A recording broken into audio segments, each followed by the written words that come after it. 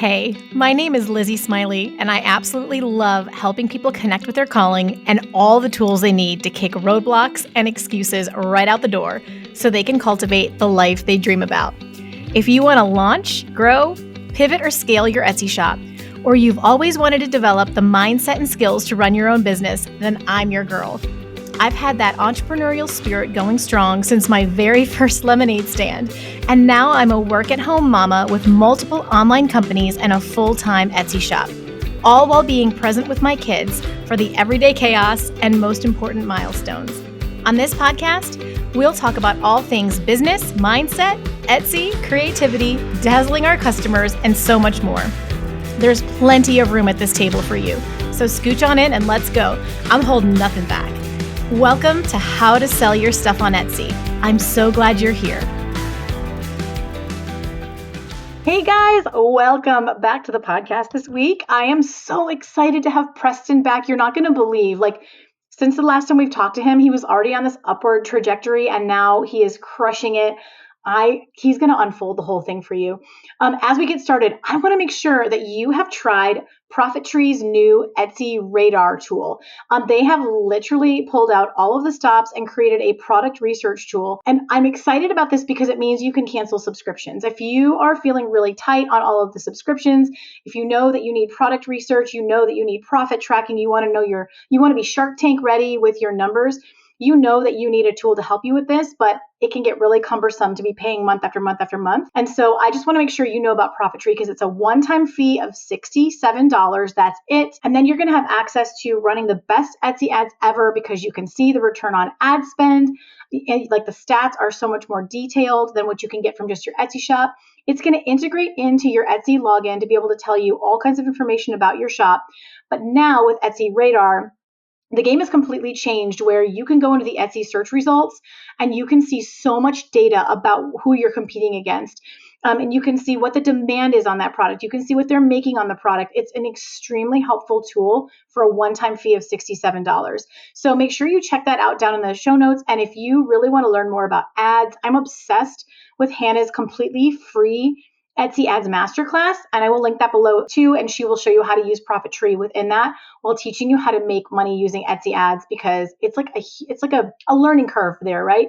So that is my favorite tool. The other thing I want you to know is that coming up on next Monday, depending on when you're listening, September 15th, 2025, we are launching new Trendspotting Bonuses. So my monthly membership where I give you trend reports every single Monday, including a list of products that you can immediately create, like opportunities with the SEO to use with them. You can join for just $17 for your first month with the code KEEP20. Details will be below. But I like to, a few times a year, roll out some bonuses in addition to your weekly trend reports that are already packed with value. So Monday, September 15th, you're going to get a free niche bundle. It's going to come with a course on how to use niches, how to niche down, and then also a tool that's going to help you make choices on products to create. So it's going to help you really understand how to niche down. As you always hear us say, the riches are in the niches. I like niche better. It's got to say it the French way, niche. But the riches are in the niches. I'm going to teach you how to do that with a free niche bundle.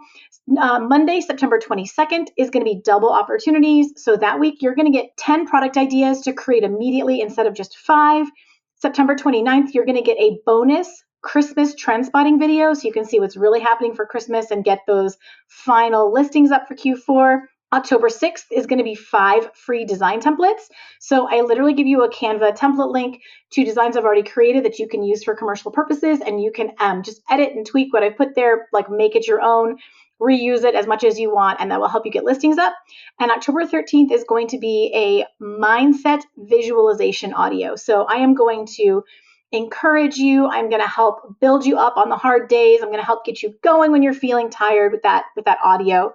I've gotten good feedback on those in the past. So if you've ever been curious about trend spotting, if you like learning about the trends, but you don't necessarily have the time to do the research, if you want a library of over 200 products that you could just go create right now that are in demand with the SEO provided to you, try trend spotting for just $17.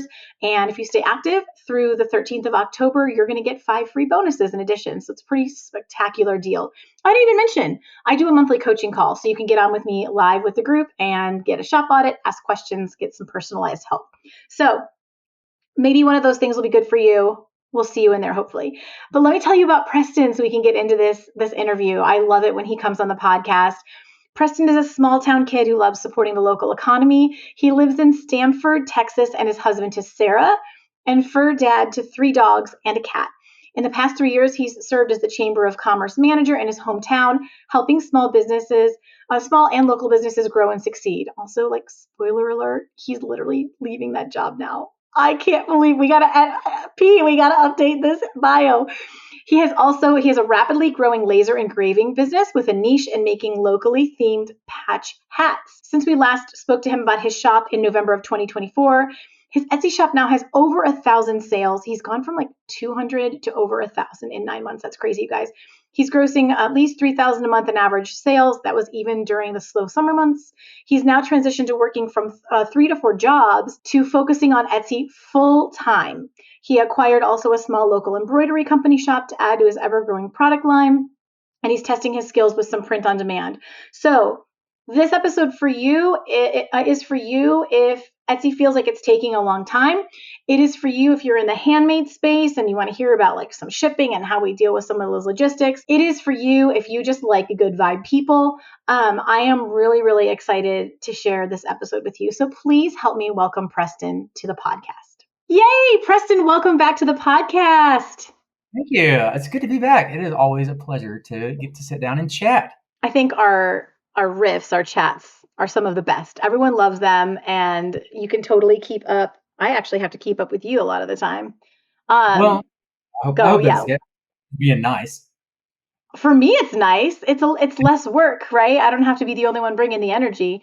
We're so lucky around here. But anyway, you are one of my favorite people to talk to, and so when I got where's my phone? When I got your DM the other day, here it is. I'm like, so we're recording next week, right?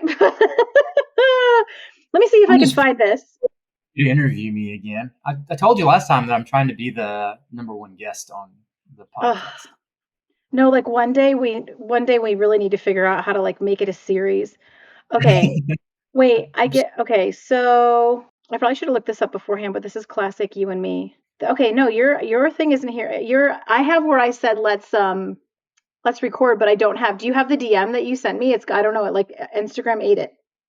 Oh, I think I just sent you a text message. Are you talking about when I told you that I made all my sales goal? That we're talking about?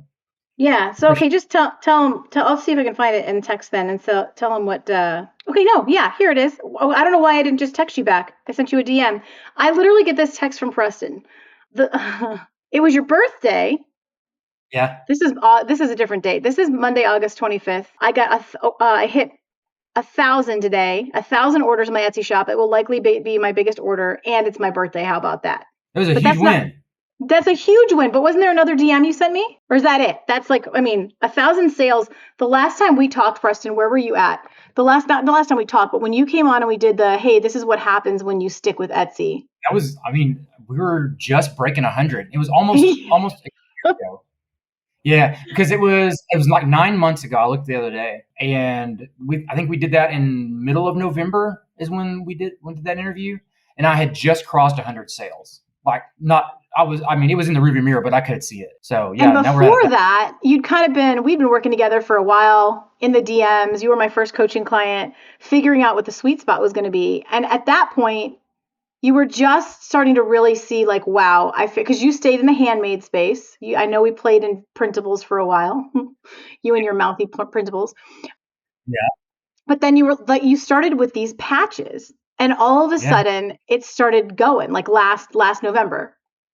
Mm-hmm. How was Q4 then? Was Q4 incredible last year, like the end of the year?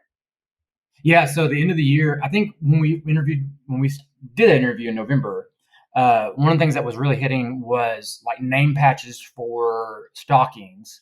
And that's kind of what churned the wheels a little bit when we were working. And then December went bananas. And so I was sending out like crazy amounts of like name patches. And then things just kind of started rolling at that point. Doing the majority of the stuff now is business logos. And I still do names and that sort of thing. But like, we've expanded the palette a little bit on, what we're offering and what people are wanting. And a lot of that came from just like a little bit of coaching from you about what do people want and what do they need. And I think the name patches came out of a necessity. I'm pretty sure you and I were talking like, hey, just make a listing for the name patches if that's what people are asking for. Mm-hmm. And that went really well. So I'm really hoping it's on my calendar to do list this week to get some like new stocking styles mocked up because I only have like one stocking listing, but it's time to get those up now.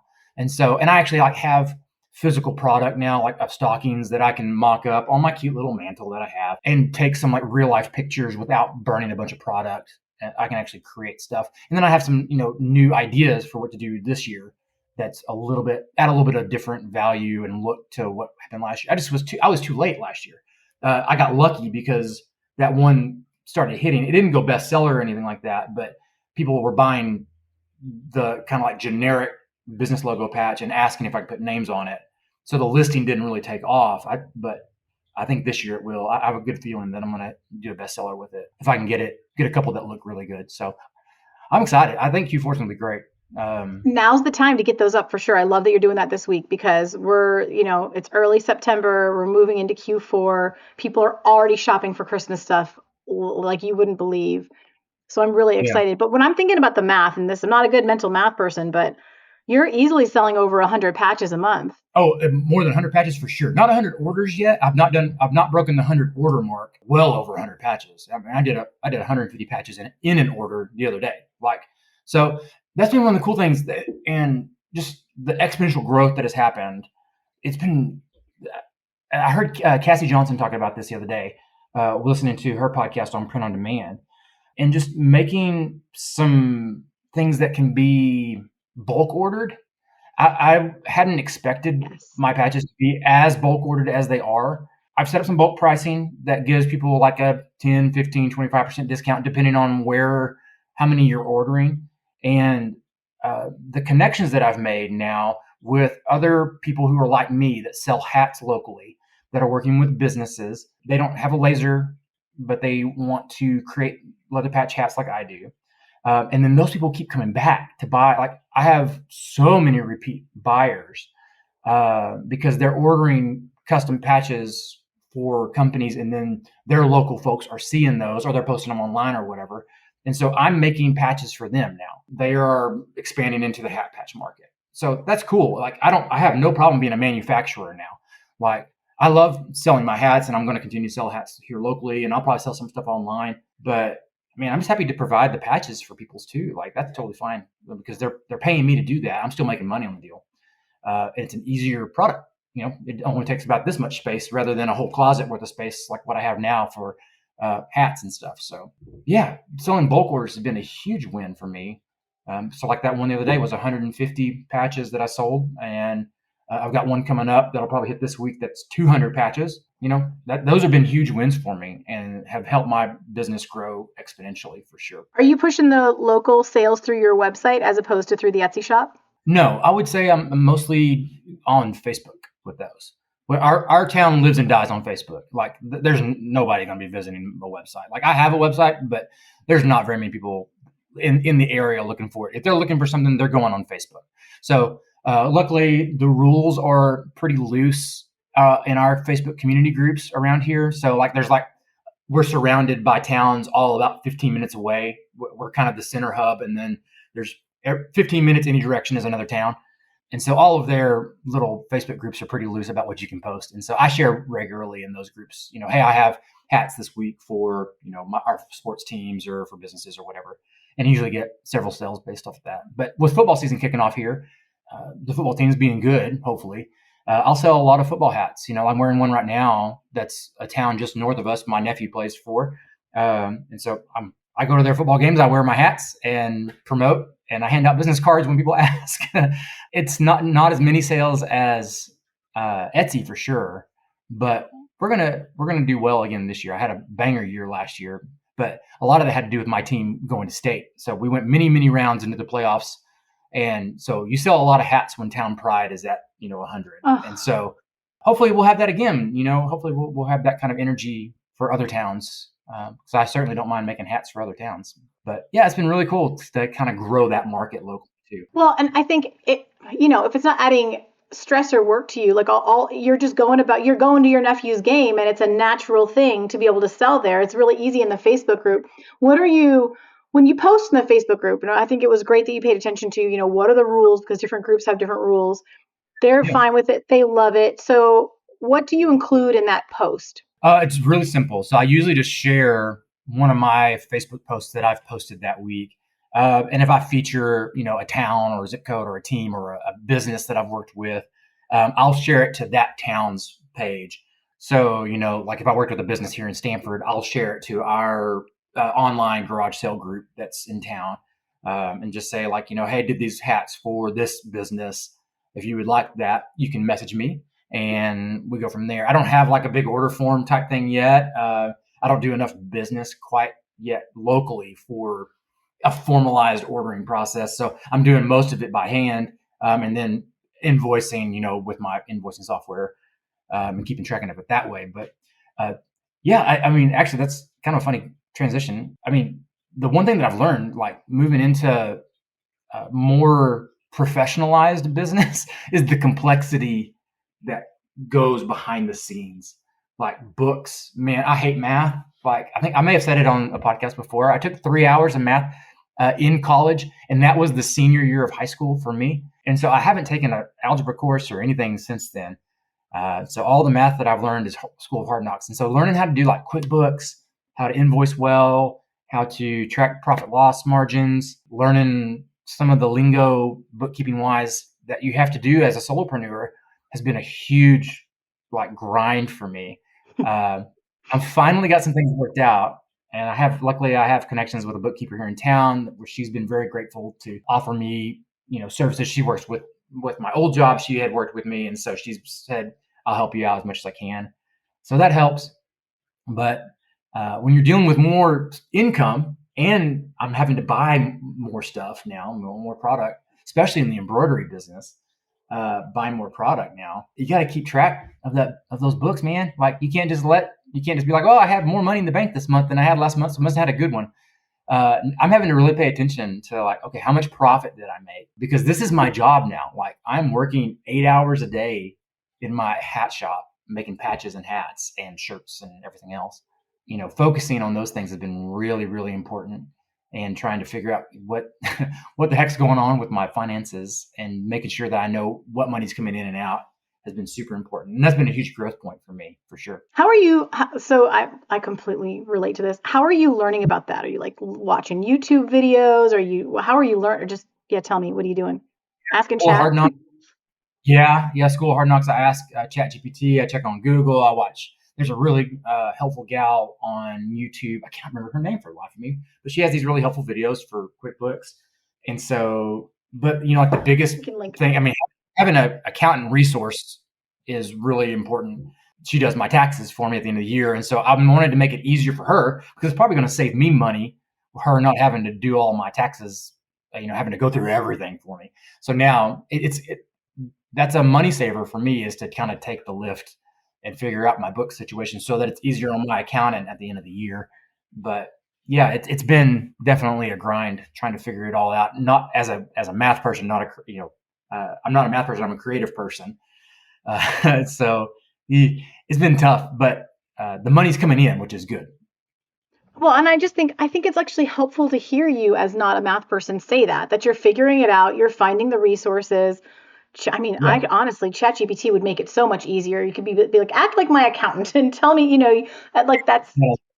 you say that, yeah. And then, okay, so I actually think it's really helpful and maybe a de-stressor for people to hear you say like, yeah, I'm working this out. It hasn't been impossible to hire someone, a professional. Like obviously, if you as a small business can pay for that more, a lot of us probably don't even ask the question of how much would it cost, or contacting a bookkeeper, because it feels inaccessible, it feels far away, and you're totally breaking that for us.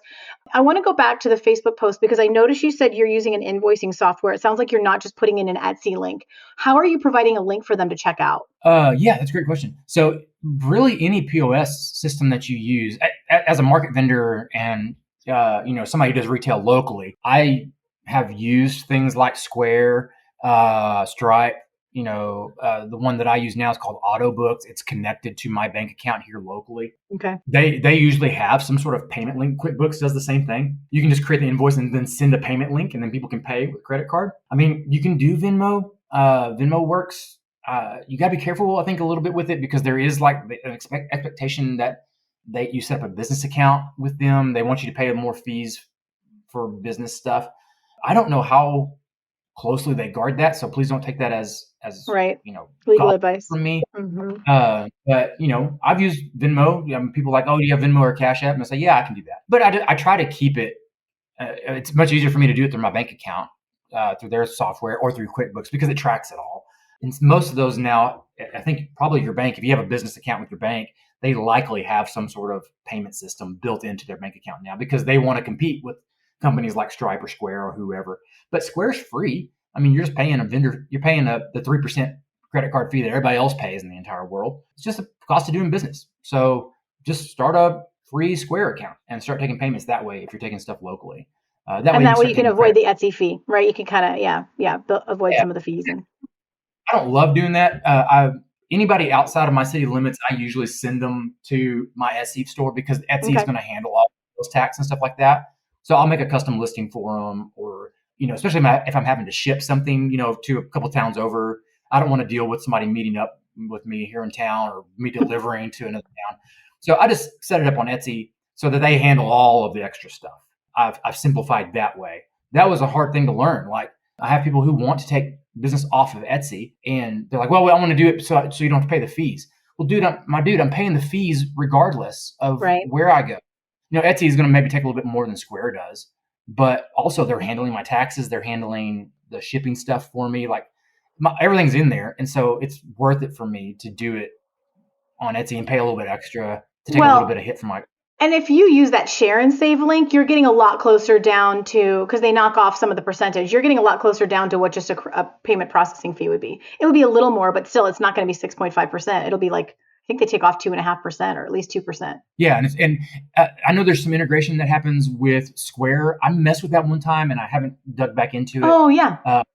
But I would like to do that, because I've heard that it actually goes towards your sales on Etsy. Yes, I think if that's the count. Yes. So here's what Preston's talking about. If you go to your shop dashboard, down on the bottom left-hand side, the place where you can actually click to look at your shop, there's a place where it says like sell in person. And that's where you can create a Square account through your Etsy account. And you would be able to basically sell through your Etsy shop, but in person via Square. And when that happens, you can, like, your order count goes up. So talk about that social proof. Yeah. It would actually, so like if you were at a farmer's market selling, beeswax soap, and you were doing it through your Etsy shop there, you'd be able to process it on your phone through that Square account, and your Etsy order count would go up. I don't know if they can write reviews or things like that. I haven't looked into it that much, but that's what Preston's talking about. And that'd be so nice to integrate it if you're going to use Square anyway. I need to actually guinea pig that and kind of see how it works, and just do an early beta test, because right now is a perfect time for me to do that. So I am selling a lot locally. And man, if I can boost those numbers in Etsy and get more draw to the patches, that's great. I would love that. So long as you can use the share and save. I don't want you paying 6.5% doing that. Yeah, exactly. But it would be nice to be able to add some more social proof, like what you're saying. So that's been. If you do it, we'll talk about it next time. I'd love to hear the experience, but no pressure. But it would be super interesting to hear, because you always have such a good way of talking through what happened. Do you know, I know you order your patches on Amazon, right? Are you going to be affected by the tariffs? I haven't yet. Most of my stuff that I order is like warehouse based, and so I don't think it's affected them quite yet. My pricing has still remained the same. All my the leather that I get that I cut into shapes and stuff, I buy from a guy here in Texas, which is cool. I found a nice vendor that sells. What I've learned is all of these leather patch companies all sell the same product. They're all the same. They just brand it differently. So they're probably all the same manufacturing source. So you're just picking your poison about which one that you want to use. I decided that I wanted to work with somebody in Texas if I could find them.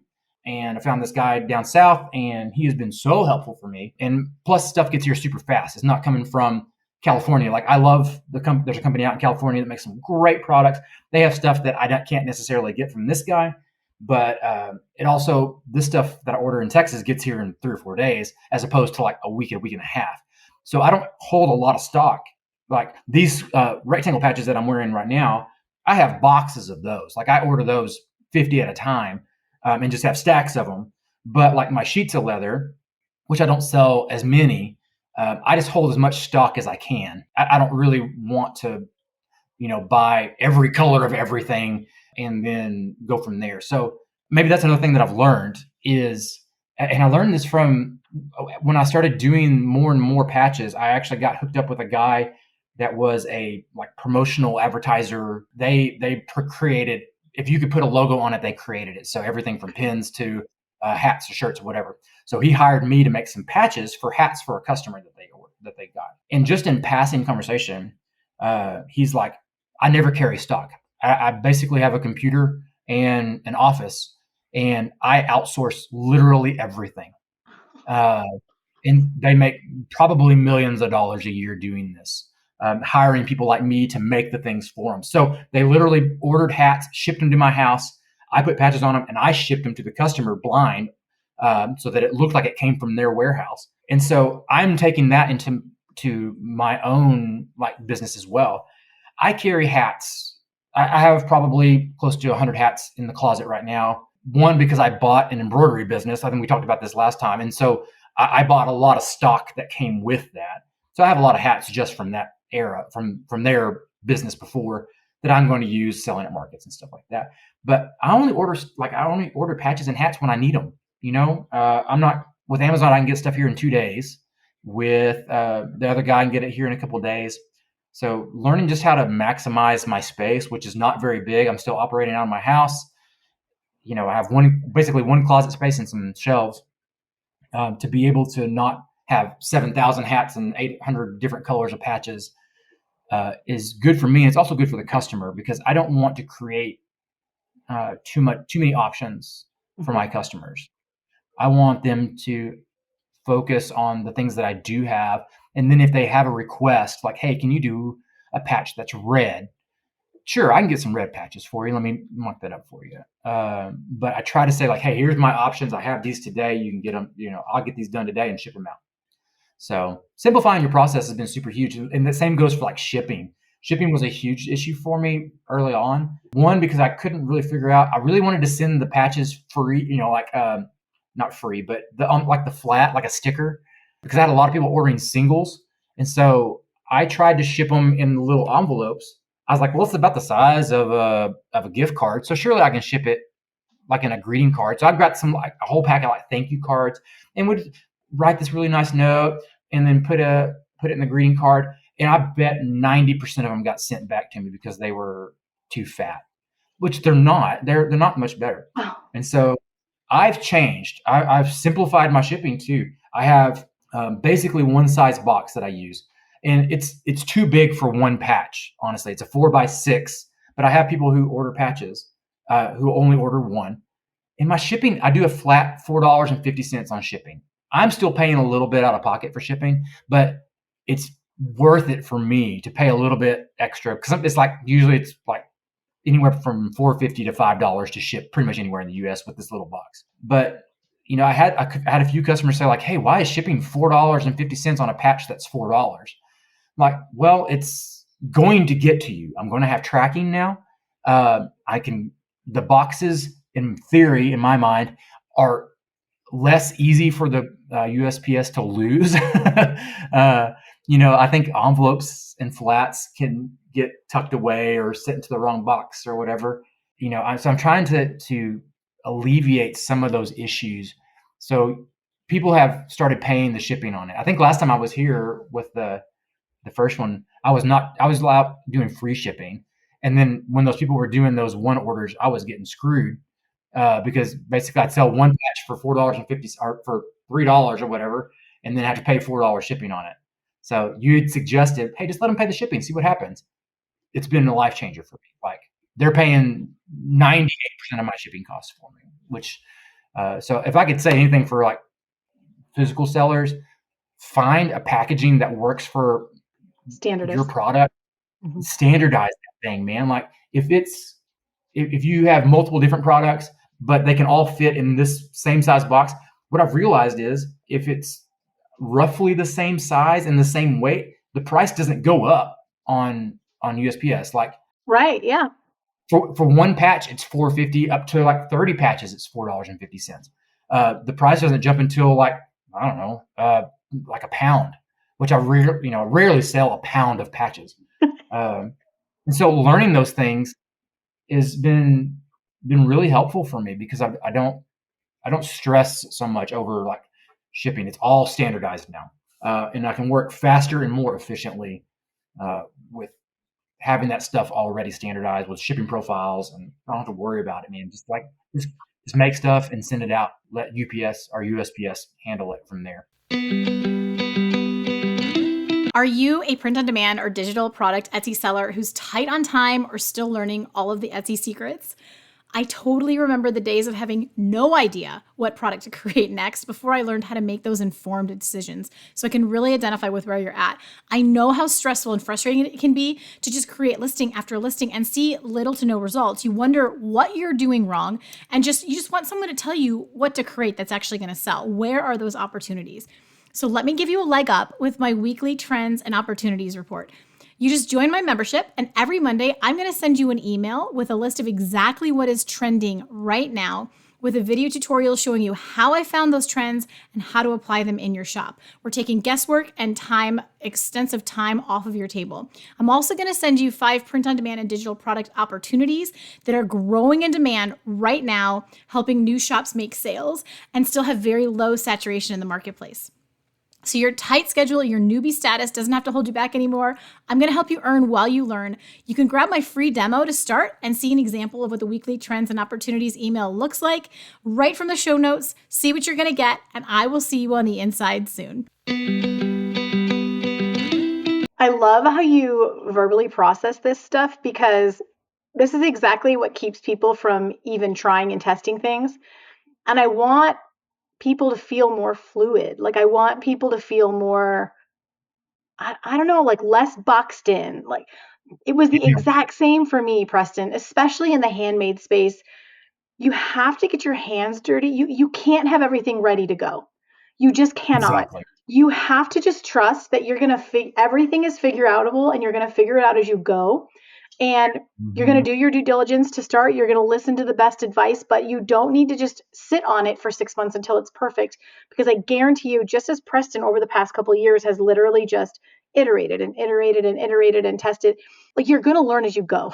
Like things are going to come up Yeah, and it's going to force you. And here's the other good thing for 99% of us, there's going to be a few people who are going to take off so fast that it's going to be really hard and you're going to have to figure it all out, but you're not going to be too upset about it because you're going to be making a lot of money.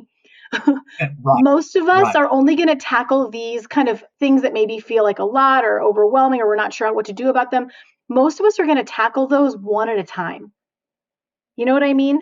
And so I Yes. just love, and then I love how you said I didn't know what to do about shipping. And so I just tested it as not free shipping just to see what it's not going to be like, okay, try it for a month, try it for 2 weeks. And if people won't buy or you're getting hate mail or whatever, that will not happen, by the way, then stop, go back to what you were doing before. You know what I mean? Just feel like you can test stuff. It's just like people just get so freaked out. So I love how you Yeah. it's okay. It's all okay. Yeah. You're exactly right. You gotta get your hands dirty on Yeah. on these things, especially in the handmade space. That was the most honestly, shipping was the most daunting thing for me. Yes. Going in. It really was like because it was just hard to figure out like, okay, how much if I'm charging a flat rate, how much do I charge? Or what size box do I use? And where do I order boxes? And how do I print shipping labels? And how do I know if I put the shipping label on correctly?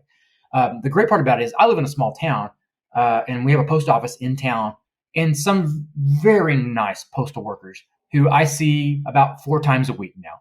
And two ladies, they are just like if I could tell starting out handmade sellers anything, go make friends with your postal service workers, get to know them by name, and work with them. They are there to help you. They're not there to take advantage of you. And I think that's one of the things that I've always thought. It's like, well, the mail system is the enemy. They're like they're gonna overcharge me for everything. No, they're just trying to make ends meet like the rest of us. The Postal Service is a business. Yes, it's a government entity, but it is a business, and it's a really struggling business right now. Right.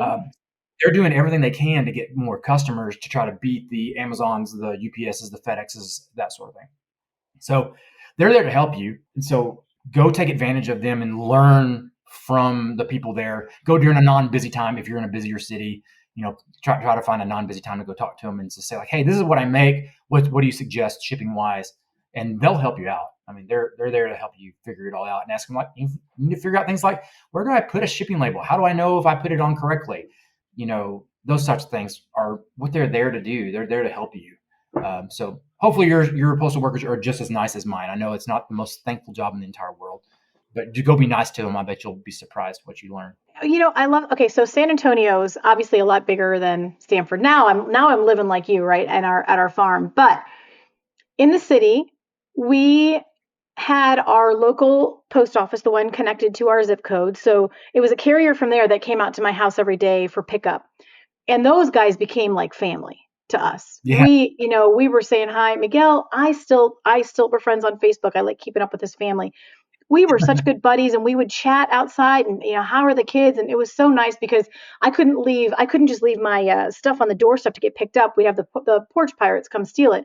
So I had to have him knock on the door and come, and he always took care. Like he sometimes I remember during COVID, he was so full that he'd have to come back at the end of his route to pick up my boxes because he couldn't fit them in. But he'd text me. I mean, these guys, and then we became friends with the guy who was there on Miguel's day off. And gosh, his name's escaping me, but he was precious as well. But if you had to go to the physical location, the one connected to our house, our address that Miguel worked out of, they weren't nice. So we knew they wouldn't be helpful. But there was another one a few miles away in the medical center where they were great. And they would take great. And so that's the other thing. You can't control who's coming to do your pickups, right? And I could tell you stories. We had one guy for a while and I dreaded it every morning, but that was because he was a bit of a dirty old man, and I'll leave it at that. And I felt really, it was not okay, but I just prayed and he retired. It ended up okay. That was rough, but otherwise they were great. But you can find the place that's nearby that's where they're wonderful. But yeah, you're right. Make friends with them. Miguel would have done anything for us. Yeah. And I highly recommend, especially in the busy season, or if you've got stuff regularly, I put cooler outside. I still do this now, even at the farm. I put a cooler at the end of the driveway with treats and drinks and stuff like that for everybody delivering and taking packages. And that buys you a lot of goodwill, you guys. I will tell you what. Having some sodas, finding. Okay, so anyway, we've beat that dead horse. Do you know what, Preston? There's two other things I really want to talk about. One of them is how much your life has changed, because you've got a story that it really sends it home. And someone's like, handmade, this is so much work. And I don't know. Wait till you hear how this has changed Preston's life. And then the other thing I would love to do is get a bit of a brief on how the embroidery stuff is going, if you're playing with that at all. So tell us what life was like before, your day-to-day, and what it's like now. Because I can't. Yeah, I can't hardly either. When I was last doing the podcast at 100 sales, working, let's call it 3 extra jobs on top of this. I was, chamber of commerce manager here in town. My wife and I were managing a historical movie theater in town. I was running social media for several businesses as well. And then building websites on top of that. I would say about 6 months ago, it got really, really heavy. And what triggered it was the taking off of the sales on Etsy. So I wasn't planning on exponential growth like I had. I honestly, I did get a little bit lucky striking rich on like name patches and stuff like that in that Q4.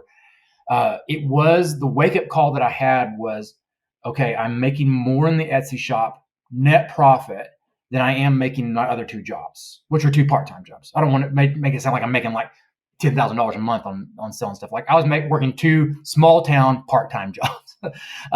And so my Etsy shop met or exceeded that like 3 months in a row.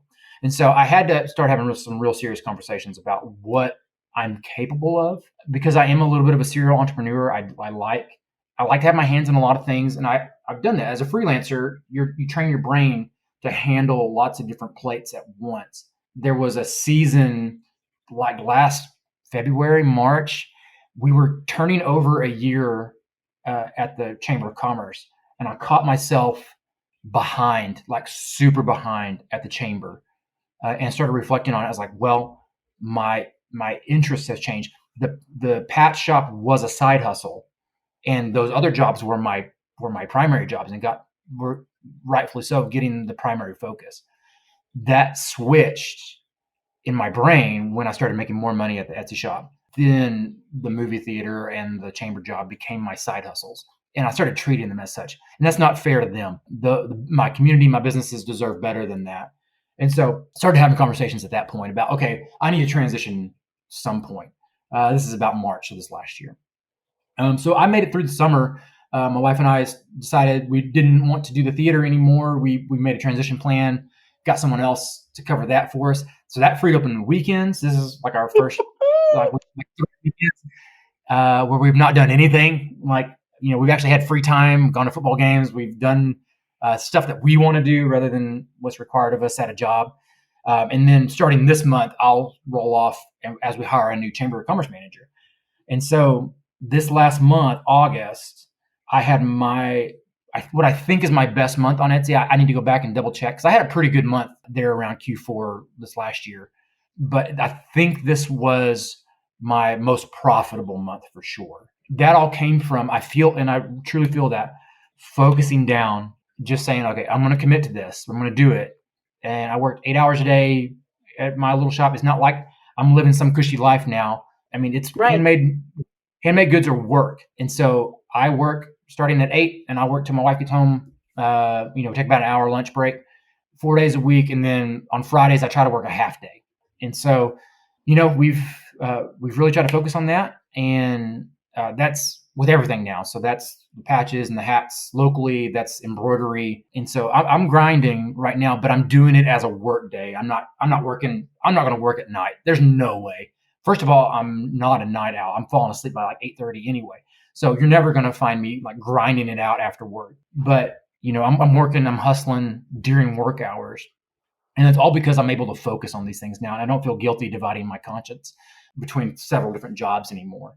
So that's been a huge change for me. And a lot of that had to just came from committing to it. And the last several months saying like, okay, I'm making an effort at this.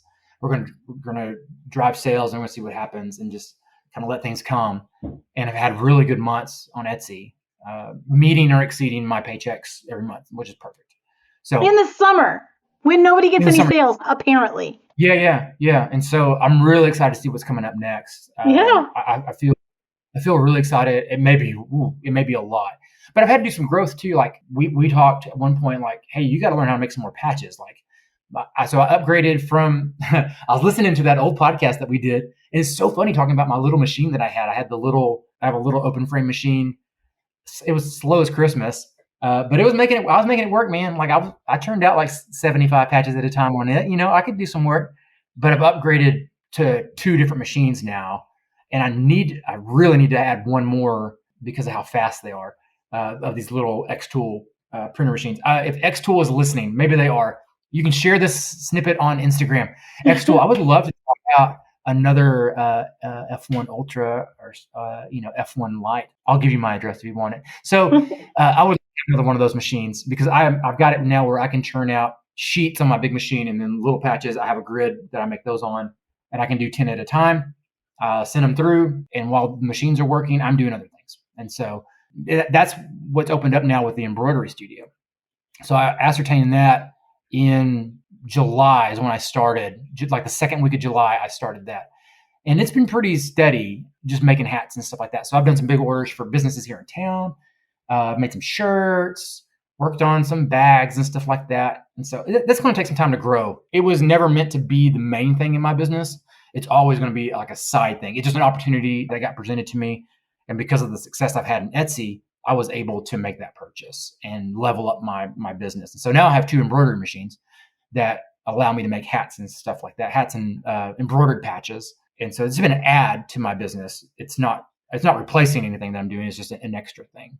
especially here locally. So I'm excited to see where that goes too, especially you watch folks like I mentioned Cassie Johnson before. Like Cassie Johnson, I listen to a lot of Kate Robb too on Instagram. These are POD folks, but they're talking so much about embroidery. Like everybody's talking about embroidery. And then you and I have talked about it. And it's one of those evergreen things that just it's out there.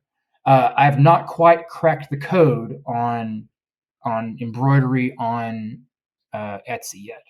I would like to. I surely would like to, because there's some products that I have that are very similar to what's like trending and best selling right now that I can do very easily on my embroidery machines that would not take a lot of extra work on my part. It's just trying to get the listings to hit.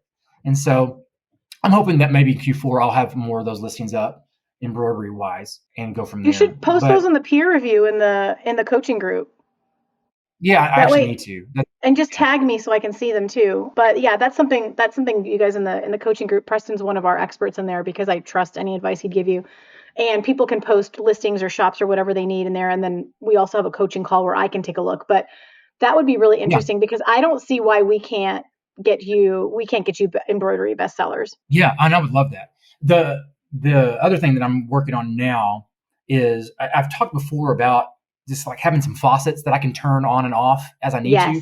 So with the hats or with the patches and the custom embroidery, it obviously very hands-on. I'm the only person doing them. I have to be here to do those things. So, I took a 5-day vacation to Florida this summer. It was really hard for me I didn't turn my shop on vacation mode, but I extended my, what's it called? Your like turnaround time. Yeah. I put it out. I had a discussion with my wife and we drove to Florida from our house, which is like 20 something hours. And so I said, hey, I do not want to work. And she did not want me to work, which rightly so. I do not need to be working on vacation. What we said was, hey, when we are in the car driving there and back, it's okay to check my messages and do some stuff as I needed to. It was totally fine. I was gone for 5 days. Nothing fell apart. I didn't lose my bestseller. No one died on my Etsy shop. I still want to be able, though, to set that aside. I would love to be able to actually turn it off vacation mode style in the future. There are some things that I can do. Like if we were to travel for multiple weeks, I could take my little laser with me and make these patches. That would be fine as long as I have access to a post office. And so I just take my packaging and patches and stuff like that. And we've talked about that. But, I obviously can't haul my 12 needle or my 10 needle embroidery machine around with me everywhere we go. The faucet that I'm working on adding now is standardized print on demand items. So I've started a sister shop to my current shop where I'm calling it like mine's 277 Creative, but now it's called like apparel. I'm making hats. I'm still focusing on embroidery stuff and things like that. So making embroidered hats that are the kind of the popularized, like just text, trying to keep it real simple. Things that, and this is all based on my research, based on what I'm hearing from print on demand sellers and the podcast like that, and what's trending right now on Etsy. So I'm just kind of poking around on there. It's a really low cost. If it works, it works. If it doesn't, it doesn't. And so I would love to be able to make a print on demand shop work for me so that can function by itself as more of a passive-y type income type thing, so that I can go on a week-long trip and not worry about my income, especially now. Why didn't you just throw it on vacation mode? What kept you from doing that? I did that over Christmas last year, and it scared me to do when everything went away, and my bestseller badge was gone for several days, and then it came back. Okay. Yeah. I don't love that. I understand why Etsy does that, but it feels like they're in a lot of ways penalizing your good sellers by making the algorithm, basically forget your shop and then we have to relearn it. It didn't take long to get back to, my status. I was only offline for about 2 days. So I wasn't gone long, but the more and more I researched it and the more I asked around, they were like, oh yeah, just extend your production time. You're fine. And so I did that and it was no big. That would just be tricky. Like you still have to be able to answer those DMs, right? To keep the star seller. And I turned on an autoresponder. It says, hey, I'm on vacation. Thanks for your interest in the product. If you already placed an order, know that I'm going to be processing that on this date. If you're asking questions about it, I will be back to your DM as quick as possible. So still trying to maintain that level of customer Perfect. service that I said, but was able to go to the beach and spend time with my family and, hang out and not have to worry too much about the shop at that point. So it's definitely been a learning process in that regard. One of the hardest parts about this job is setting good boundaries. And we had a really tough conversation the other day, my wife and I, about you're not going to start work at 5:30 in the morning when you wake up and drink your coffee. Like, do not give the world your best work first thing in the morning. So I'm making some habitual changes where I have a new lockdown system on my phone where my phone goes on lockdown at 5:30, where like I took off like Instagram and Facebook and everything off my phone. So I have to access it on a desktop computer. I've tried to be better about like reading a book in the morning rather than answering DMs on Etsy, because it will consume you if you let it. And Sarah, my wife, is just so much more wise than I am and more disciplined and responsible. And so she said, you've got to set better boundaries now, because when it gets bigger, like we want it to, you can't have those habits moving forward because it'll destroy us. We'll burn out. And so I try my very best to start as close to 8:00 as I can and then finish, at 5:30 or whenever I finish up.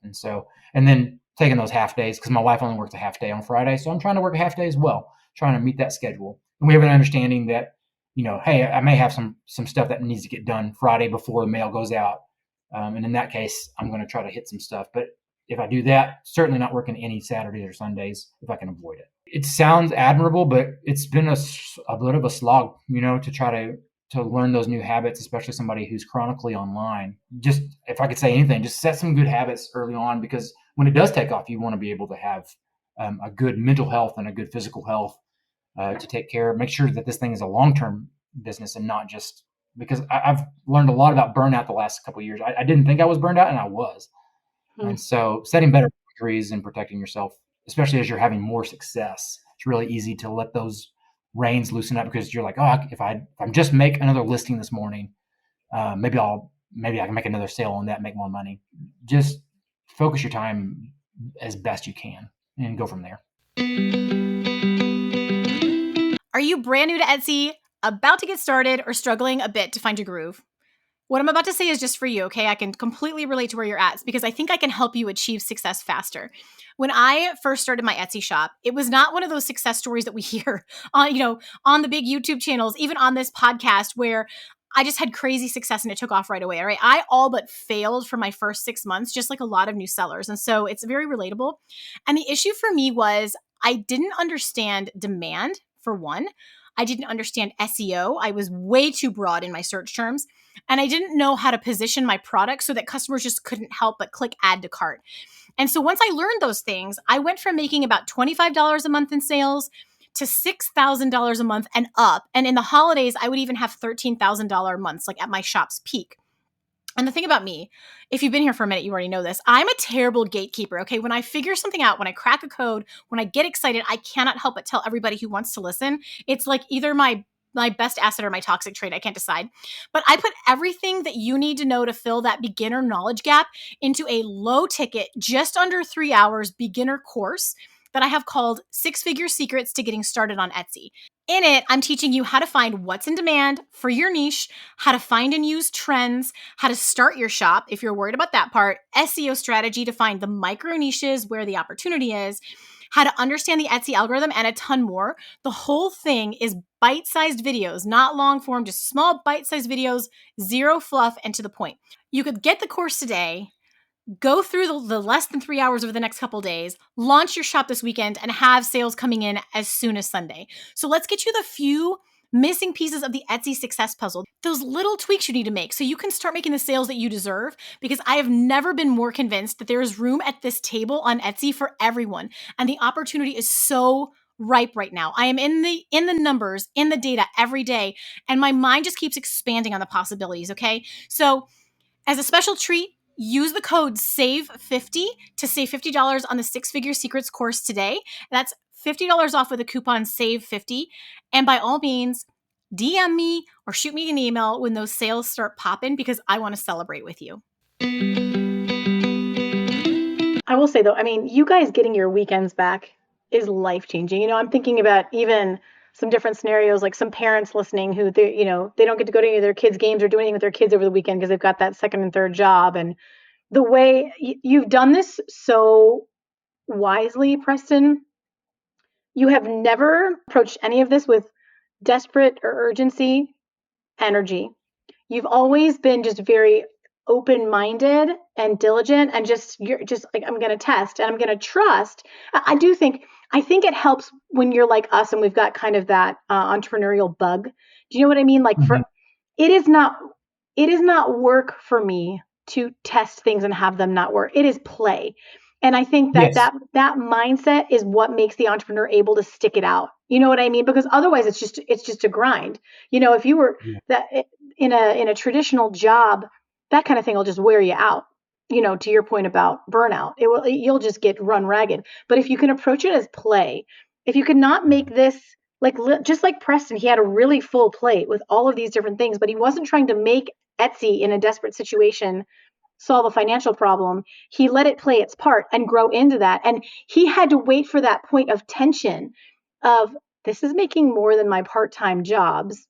I now have less time. I need to let something go.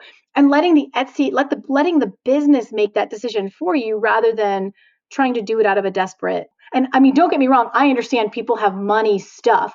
And that's why I am the first person to tell you don't use Etsy to solve an immediate money problem. What year is this for you Yeah. on Etsy, Preston? I mean, you've made money along the way, but I mean, you and I alone have been working together since 2021. Yeah, that's about when I started. So this is year 4, but it's iteration number 3 or 4. Right. Because it started off as like digital download or printables, and then I was messing around with wood shop type things when I had my Yep. CNC machine. That didn't really go well. Then I was doing started doing the caps and hats, stuff like that. That didn't really work until the patches started hitting. So now I have a little bit more leeway where I can let it breathe a little bit. So I don't think I was trying to force anything. I think you're right. Looking back on it, Never. I didn't need it to work. It was always a side hustle until it wasn't, And so that's kind of, I love when you say that. When you say that, please don't do this out of desperation. Like Mm-mm. Etsy is not to go make money fast. You might get lucky, and it might You might. happen for you, and that would be awesome for you if you made $1 billion on coloring pages or whatever. But it's so frustrating to see stuff on Etsy on like Threads or Instagram or whatever. People will say like, "I've been on Etsy for 3 months and haven't made a sale. What's going on?" Or Etsy's broken or whatever. I really appreciate the people in our group that are grinding right now in the best possible ways, not in the unhealthy ways like we talked about earlier, but like in a good way. Like just stick with it. Like, yeah, it may not work out. Your product may not be what people are looking for. It happens. The best entrepreneurs and business people in the world are light-footed and can transition easily. Even those big companies can make transitions on their products. And so that's kind of the mentality that I've had. And honestly, I think some of that comes from working in the church, because the church is the exact opposite of that thing. And city is the same. Working in city government is the exact same way. It's just everything's so slow. Like there's because the bureaucracy and the tradition and the stick to itiveness of it all doesn't allow you the flexibility. One of my favorite books the last 6 months or so that I've read is How to Build a Small Business by Donald Miller. He's the guy that wrote Story Brand. They wrote this new book. The metaphor they use is cheesy. They talk about building a business like a plane, and all these different parts of your business are the plane. It's cheesy, but the thing about it is they understand it, that it sticks with you. And so they talk about one of the great parts about being a solopreneur or a small business or a startup or whatever is the ability you're not flying a jumbo jet yet. So it's easier. You're flying a little private plane or a single prop Red Bull trick plane, than maybe where you're at. And so you can weave and move and try to figure out, mess with the controls and see what happens. But you got to do it purposely or you'll crash the plane. I'm not just doing stuff to see if it sticks. I'm not just throwing random things on the wall. still doing my research, still focusing on what's trending, still focusing on what people want to buy, still focusing on things that I want to make. What do I like? Where do my passions and interests intersect with what's trending on Etsy, and kind of poking around in there and seeing what happens. That's been good. But being able to be agile and light-footed and certainly open-handed with it. There's some stuff that I've made that I was certain was going to be like, oh yeah, this is funny, or this looks great, or this is the kind of patch that people are going to want, and people don't want it. They want something else. And so making the things that people want has been huge, and that's iterated some new products for me. It's iterated new sales, and you start finding out things that you don't really want to do. Like, yeah. So this last week, I pressed. Part of the embroidery studio was I bought a heat press for like shirts. I didn't think I don't want to get into like screen printing and stuff like that. I absolutely want to stay far away from that. But like DTF transfers, those sorts of things, I'm cool with. I'll do shirts. I did 25 shirts the other day, like a little front pocket and a back thing that I bought the DTF for, and hand pressed them all. It took me all freaking day to press those. It should not have taken me that long because it's only like 10 seconds. But the positioning the shirt and getting the transfers lined up, and making sure that everything wasn't crooked, because once you commit to those transfers, they're on there. Yeah. You're not taking them off. The same thing goes for making like shirts and full front shirts on the embroidery machine. It's just, you're committing to that. There's not a lot of flexibility in that. So I think what I've learned is I don't really like doing shirts. Like that's not how I want to spend my day. So I'm going to find other ways to do that. I don't mind doing shirts. They were for a family member, so I don't mind doing them. That was not a big deal. But like, I'm not going to do 100 shirts because I cannot give the time to that. So I'm going to order those shirts next time. I'm going to print on demand those shirts. Same thing goes for like, I've started a little spirit shop here locally. I've learned that Printful, this is a fun little POD thing for you. Printful has what they call quick stores, where you don't sell on Etsy or anything like that. You just have like a URL link to a shop. And if my information is correct, I think you can make up to 10 of these on their free software. So I've made a little big town spirit shop for my stuff, and it's stuff that I can't make. So shirts, some hats that I don't want to carry, but people really like. So I'm making 50 designs that I have, and I throw them on the Quick Store, and the Quick Store link is on my Facebook page, and said, hey, shop my 277 Creative Spirit Shop, and it's for all the little towns around here. And so people can buy on there. But the cool part about the Quick Store is they don't take a fee out of your processing. Like, it is pure profit because you're using their software and stuff like that. So, as opposed to like Etsy, if you use Printify or Printful, you're still paying for the base stock. So you sell a shirt for $35. Well, it takes $25 to actually buy the shirt. You have to buy the shirt from Printful, and then they print it, and then they send you the profit from that on Etsy. With a Quick Store, you don't have to worry about any of that. So locally speaking, it makes a lot more sense for me to just send people the link to hey, you want to go buy a mascot shirt? Go buy it here. It'll be here in about a week or 10 days. And so I sold a whole bunch of those. So I'm going to explore that a little bit more rather than me making shirts and buying transfers. Yeah, I can do them cheaper if I buy them and make them. But golly, spending all day pressing 25 shirts was ridiculous. There ain't no way I'm going to do that. You would have gotten faster, though. I mean, this is like when I was first trying to measure to line up the stencils on my signs to not make them all crooked, and it used to take me forever.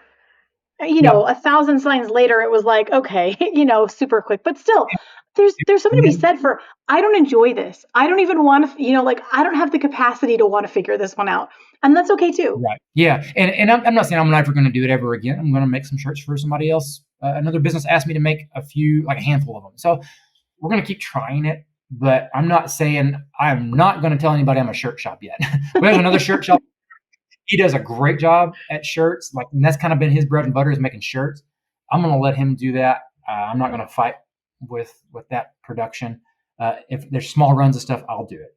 But like making hats and stuff, I love making hats. I'll make hats all day. And so it's been fun figuring out what I like to do, what I don't like to do. And a lot of that comes from not feeling the pressure of having to make it work. Now, though, I have to make it work. This is my job. But luckily, I have enough cushion to kind of let me play a little bit in a different world, which is going to be print on demand.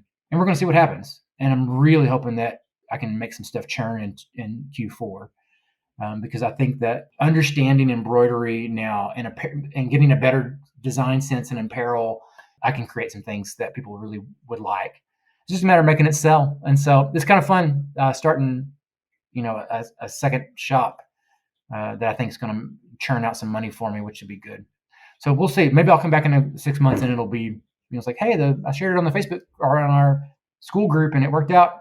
All the things that they told me to do, it worked. And so I would love for that to happen. It'd be great. But so the same skill that took you from printables to CNC machine to hats to patches, that same skill of having to iterate and being agile and testing, the one that got you here is the same one that's going to let you scale. And the same one that's going to keep you in business. My parents ran a traditional, they were in technology, so it's not totally traditional, but brick and mortar company for 30 years. And if they didn't stay agile and they didn't change with what the market needed, that amazing thing that they started with, that amazing thing that made them blow up, was only going to last so long, right? We have to be able to iterate. If you can't get the skill down to have the staying power to figure out what's going to work for you, you won't be able to stay for the long haul. Yeah. That's why I love people like you, Preston, because there's nothing that can stop you. Taking the timeline off of it and taking the pressure off of it, chef's kiss. Well, I appreciate that. It's been really important for me and I even wrote about it. One of my little new habits is I'm writing some stuff down in the morning. I'm trying to brain dump everything in the morning, doing that artist way pages thing. And it works.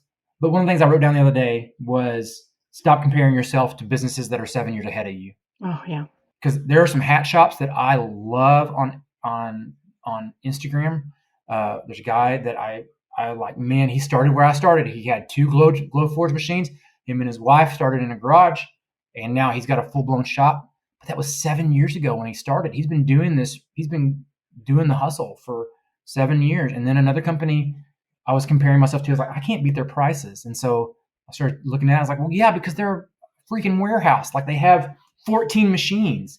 I have 2 machines, and so I'm not going to be able to sell a hat for $14. There's no way. And so not feeling bad about that now. So getting out of that comparison trap has been really important for me as well. Getting to the 1,000 mark. I'm on my own timeline. The only competition I have is me right now. And I have goals set in mind. And if that's my competition. I'm not competing with the other shirt shop here in town or the guy that makes hats or the gal up the road that makes hats and sells, to the other town up north of me. I'm not competing with them. I'm in a different world. I'm going to focus on my lane and make it work for the Etsy shop, because that's where the energy's at right now. And so that's the only comparison that I have. Like, okay, let's set some goals and let's beat those goals. Let's beat ourselves rather than trying to defeat somebody else. So that's been a really hard mind shift for me, that comparison thing, but really helpful to try to get to the next 1,000, Next time you're comparing yourself, just pat yourself on the back for getting your weekends back. From going from like 6 jobs to 1. It's really, really good. I'm very, very blessed for sure to be able to do that. And so it's huge to be able to clear my mind and to be able to focus on this. I feel very privileged and lucky to even make this thing. I was thinking about the other day, I enjoy, not that I didn't enjoy my other jobs, but I enjoy getting up. I love having a creative job. It's never the same. Like, I'm doing the same stuff a lot, but it's like I'm doing different designs every day. So it keeps me creatively engaged. I'm learning some new things. I'm trying some new stuff. And so, and I don't have the man breathing down my neck to try to make me do stuff. Like, it's just me, which is good. Thank you for sticking with me for 4 years now. I can't believe that, Preston.